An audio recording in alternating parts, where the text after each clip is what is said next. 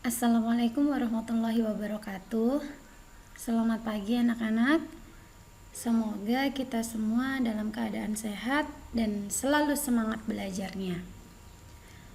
Sebelum belajar seperti biasa, kita berdoa dulu menurut agama masing-masing agar apa yang kita pelajari bisa bermanfaat. Silakan berdoa menurut agama masing-masing.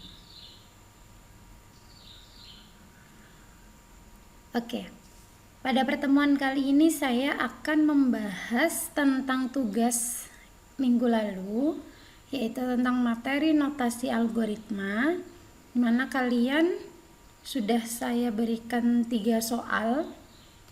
3 soal itu saya suruh kalian membuat notasi algoritma, bahasa natural, flowchart, dan pseudocode. Sudah saya lihat beberapa pekerjaan dari kalian, mohon maaf belum semuanya. Ada yang sudah betul, ada yang masih salah sedikit-sedikit di simbol algoritma flowchartnya, ada yang masih banyak juga salahnya. Maka dari itu di sini hari ini kita akan bahas tugas itu agar kalian bisa tahu mana punya kalian yang masih kurang tepat. Langsung saja di nomor 1, soalnya kemarin adalah algoritma menghitung rata-rata 3 bilangan menggunakan notasi algoritma bahasa natural, flowchart, dan pseudocode. Rata-rata 3 bilangan, kemarin banyak yang kesulitan gimana Bu rumusnya, padahal sudah saya kasih contoh. Jadi untuk menghitung rata-rata 3 bilangan, yang kalian butuhkan itu kan 3 bilangan itu. Jadi boleh kalian misalkan angka 1, angka 2, angka 3, atau bilangan 1, bilangan 2, bilangan 3, atau A, B, C, itu kemarin sudah saya jelaskan juga di grup. Kalian boleh menggunakan inisial apapun ya dari 3 bilangan itu, kemudian kemarin dijumlahkan terlebih dahulu dan dibagi 3. Kenapa dibagi 3? Karena bilangannya hanya 3. Kalau kalian mencari rata-rata 10 bilangan, berarti nanti 10 bilangan itu dijumlah dulu baru dibagi dengan 10. Seperti itu ya. Jadi kalian harus paham nih untuk menghitung rata-rata bilangan tuh rumusnya seperti apa. Pertama kita bahasa naturalnya. Untuk mencari rata-rata 3 bilangan tadi, yang kita inputkan, yang kita butuhkan tadi kan bilangan 1, 2, dan 3 gitu ya.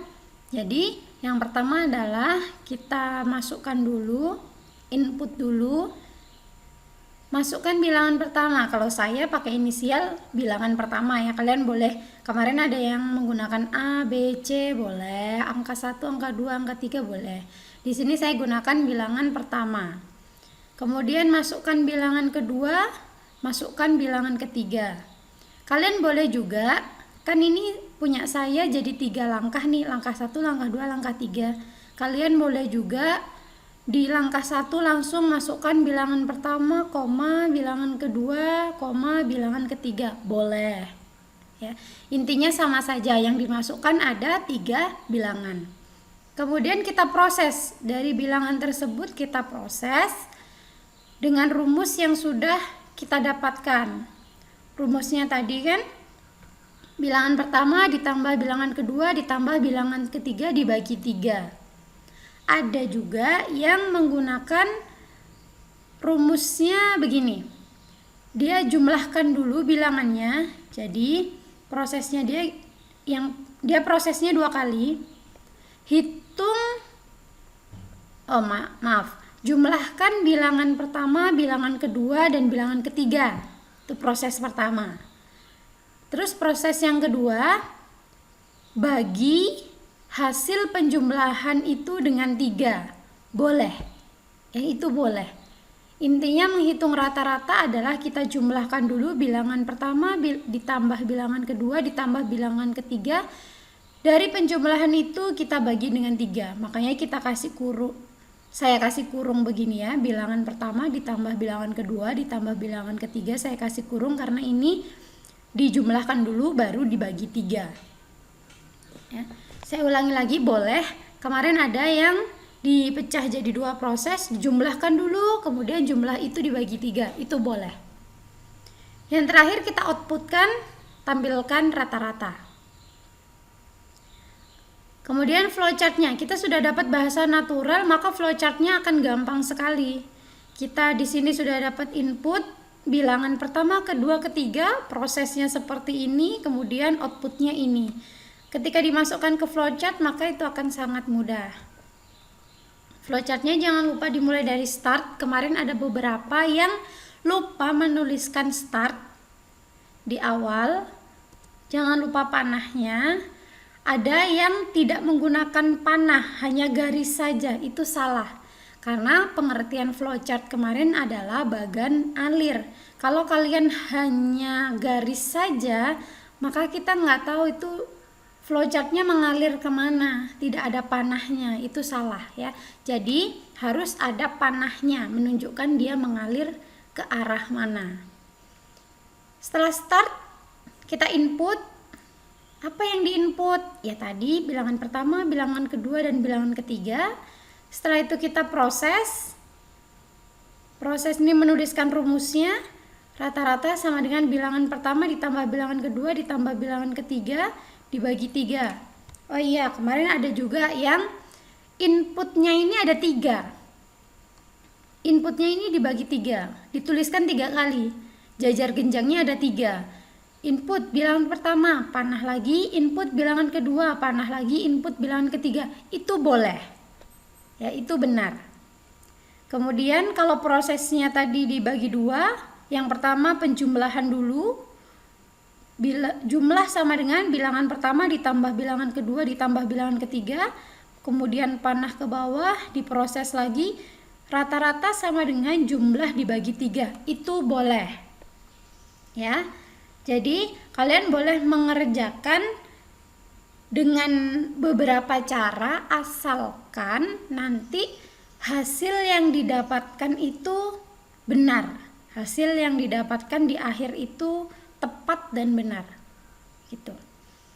Kemudian setelah diproses, yang kita output, perhatikannya yang saya beri warna sama, yang merah dengan yang merah, yang kuning dengan yang kuning itu sama. Kemudian stop. Perhatikan warna merah dan warna kuning. Di sini warna merah dengan warna merah itu sama ya, jangan sampai yang kalian input di sini misalnya A, B, C. Kemudian di sini di prosesnya kalian bilangan 1 ditambah bilangan 2 ditambah bilangan 3, maka itu nggak nyambung. Yang kalian inputkan, pertama kalian inisialisasi, kalian kasih inisial A, B, C. Kemudian di dalam proses itu kan memanggil apa yang diinput. Contoh, nama kalian Ani misalnya. Kemudian di sini diinput Ani. Diproses, kemudian dipanggilnya dengan nama yang lain. Nama misalnya Ahmad. Ani, di sini Ani dipanggil Ahmad, maka dia nggak nyambung. Dia nggak akan noleh si Aninya karena salah memanggil.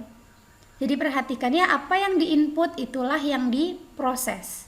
Ya, apa yang diproses dicari dalam proses, di sini rata-rata itulah yang akan di output. Oke, paham ya sampai sini? Jadi perhatikan yang warna merah dan warna kuning.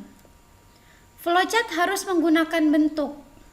Kemarin ada beberapa anak yang salah di bentuknya. Proses dia buat jajar genjang, itu salah. Jadi proses harus persegi panjang. Kan kemarin sudah saya jelaskan bahwa simbol-simbol flowchart ini memiliki makna sendiri-sendiri. Kalau start dan end-nya seperti ini, maksud saya start dan stop.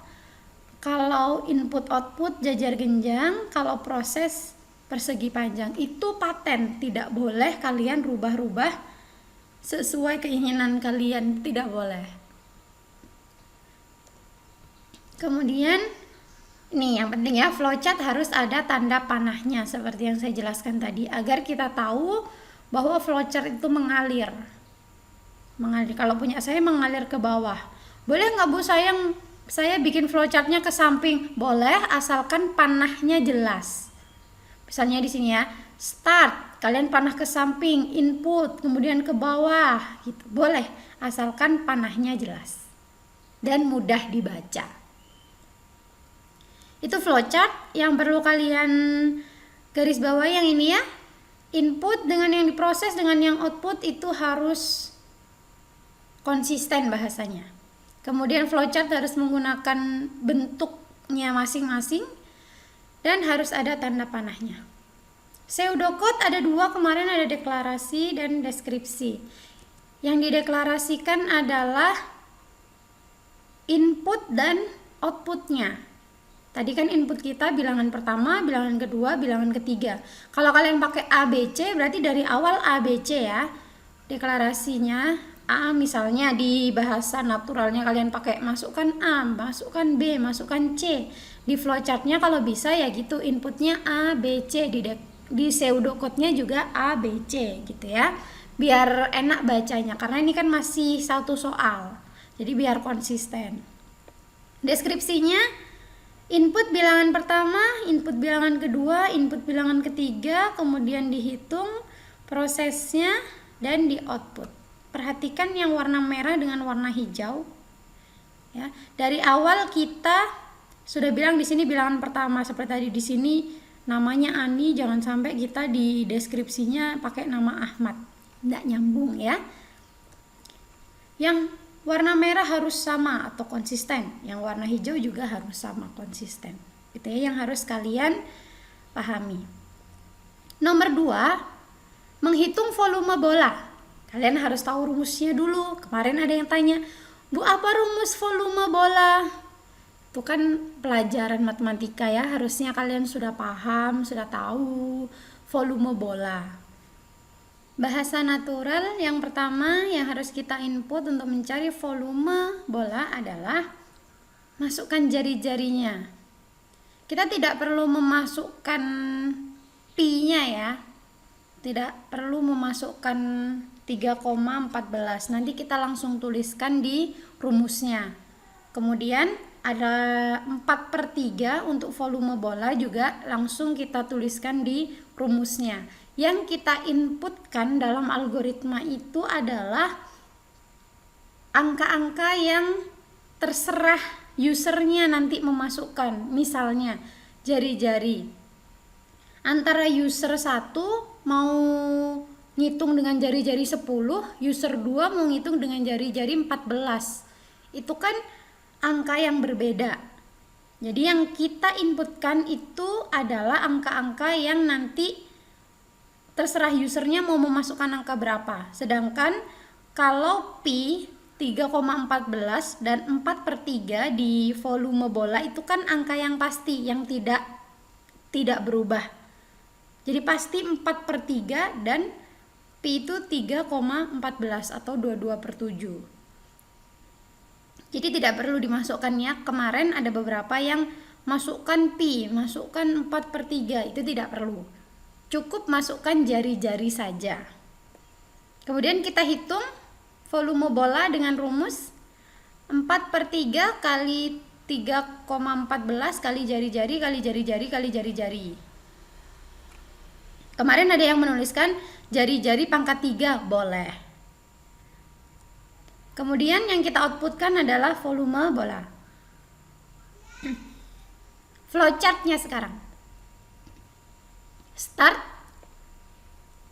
Input jari-jari, langsung ya. Prosesnya seperti apa. Outputnya volume. Stop. Perhatikan yang warna merah dengan yang warna kuning. Sama ya. Kemarin ada yang mengerjakan untuk mendefinisikan pi-nya terlebih dahulu. Di atas didefinisikan 3,14, boleh. Tapi dengan bentuk segi 6. Namanya preparation ya. Jadi kemarin ada yang mendeklarasikan dulu 3,14, tapi bentuk dari simbol flowchartnya masih kurang tepat. Seperti ini sudah betul. Perhatikan yang saya beri warna merah dan warna kuning.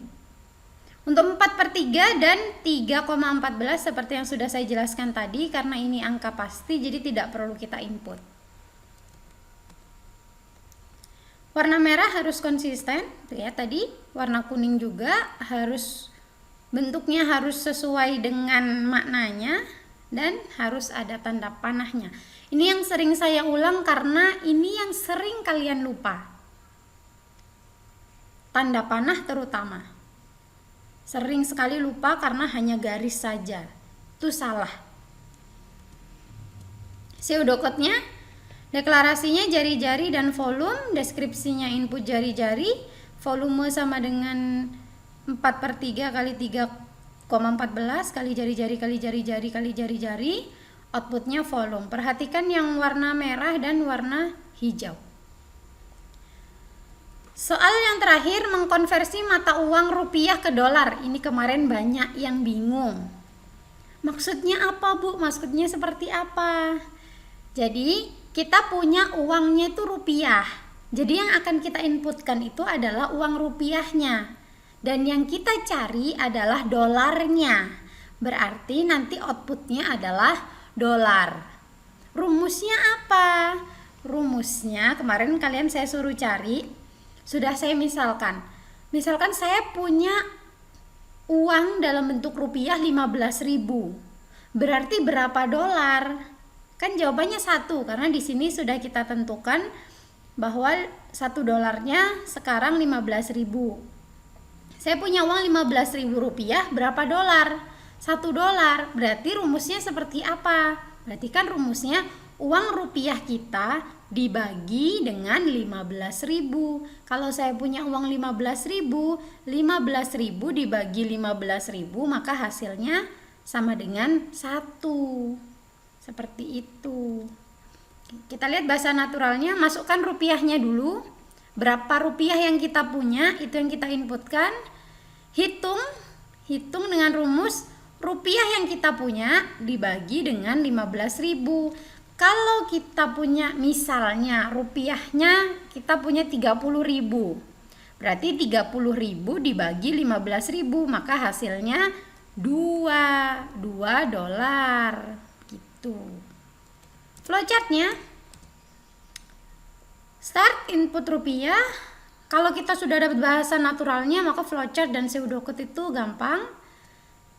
Ini prosesnya, dolar sama dengan rupiah dibagi 15.000.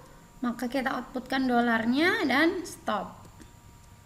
Lagi-lagi saya ingatkan, yang warna merah dan warna kuning harus konsisten, bentuknya harus sesuai dan harus ada tanda panahnya. Pseudocode-nya berarti inputnya tadi rupiah, outputnya dolar. Deskripsinya input rupiah, dolar sama dengan rupiah dibagi 15.000, outputnya dolar. Yang warna merah dan warna hijau harus konsisten. Sampai di sini penjelasan saya, semoga kalian sudah paham. Jadi untuk saya bisa melihat kalian sudah paham atau belum, maka akan saya beri soal langsung di Google Classroom. Silakan dikerjakan. Kalau kurang paham silakan ditanyakan, nanti kita diskusi di grup. Sekian penjelasan pembahasan soal notasi algoritma. Saya akhiri dulu. Wassalamualaikum warahmatullahi wabarakatuh.